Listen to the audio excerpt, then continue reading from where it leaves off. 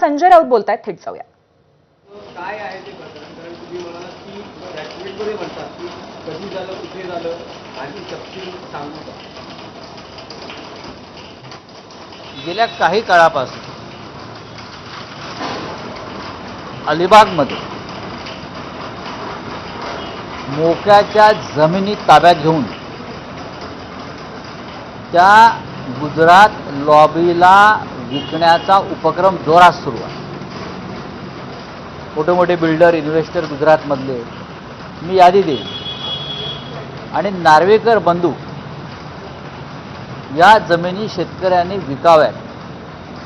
कोकणातल्या या गुजराती लॉबीला यासाठी किती अथक परिश्रम घेत आहेत. त्यासाठी कसं जिल्हाधिकारी कार्यालय, महसूल विभाग यांच्यावरती कसे दबाव विधानसभा अध्यक्ष म्हणून आणले जात आहेत, याची जर इत्थंभूत माहिती विधानसभा अध्यक्षांना हवी असेल तर मी द्यायला तयार आहे.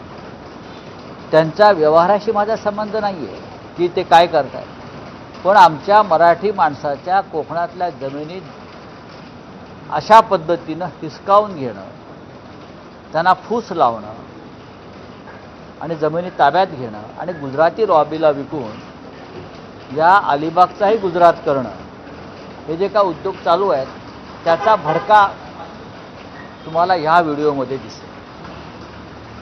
म्हात्रोळी गावामध्ये, म्हात्रोळी अलिबाग तालुक्यात म्हात्रोळी, एका शेतामध्ये मोजणीसाठी सरकारी मोजणी अधिकारी घेऊन हे महाशय गेले.